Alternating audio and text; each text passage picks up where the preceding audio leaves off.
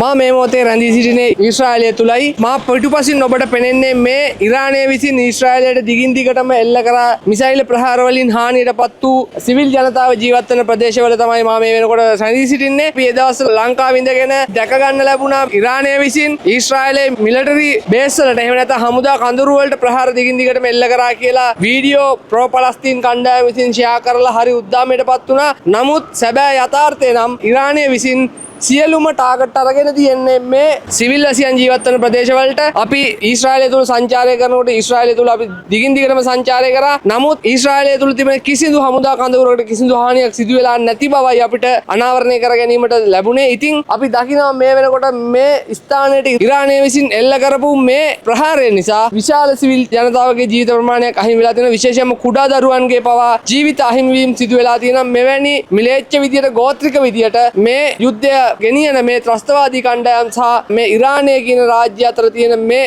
ක්‍රියාකාරකම් වලට එරෙහිව අපි නැගී සිටිය යුතුයි. මොකද ලෝකයට සාමය අවශ්‍යයි. මේ ලෝක සාමයට හානි කරන මේ හමාස් ත්‍රස්තවාදී කණ්ඩායම් ඇතුළුව මේ ත්‍රස්තවාදී කණ්ඩායම් මේ ලෝක සාමයට බාධාවක් වන විදියට හැසිරෙන මේ ත්‍රස්තවාදී කණ්ඩායම් මර්ධනය කර මුලින් උපුටා දමා ලෝක සාමය ඇති කර ගැනීමට සඳහා අවශ්‍ය වටපිටාවක් නිර්මාණය කිරීමට අපි ඊශ්‍රායලයට සහයෝගය පළ කළ යුතුයි කියලා සමස්ත ලංකාවාසී ජනතාවගෙන් අපි ඉල්ලා සිටිනවා. ඔබට මා පසුපසින් බලා ගැනීමට හැකිවන්නේ තවත් සිවිල් ජනතාවගේ ක්‍රියාකාරකම් සිදුවන ප්‍රදේශයකට ඉරානය විසින් මිසයිල් ප්‍රහාරය එල්ල කර ස්ථාන ගණනාවක්. මේ ස්ථාන ගණනාවෙම සිවිල් ජනතාව ඉලක්ක කරගෙන තමයි මේ ඉරාන මිසයිල් ප්‍රහාරය එල්ල වෙලා තියෙන්නේ. කිසිදු හමුදා කඳවුරක් මෙම ස්ථානයක පෙනෙන තෙක් මානයක නැහැ. වගකීමෙන් කියන්න පුළුවන් අපි මේ ඇවිදලා කරලා හැමතැනම බැලුවා. ඉතින් මේ වගේ මිලේච්ඡ විදියට සිවිල් ජනතාව ඉලක්ක කරගෙන ප්‍රහාරය එල්ල කිරීම ශ්‍රී ලාංකික ජනතාව හැටියට අපි විශේෂයෙන්ම හෙලා දැකිය යුතුයි. ඉතින් මෙයට විරුද්ධව කටයුතු කිරීම සඳහා ශ්‍රී ලාංකික ජනතාව හැටියට අපි සියලු දෙනාම පෙළ ගැසිය යුතුයි. මේ ත්‍රස්තවාදයට මේ මුස්ලිම් අන්තවාදයට විරුද්ධව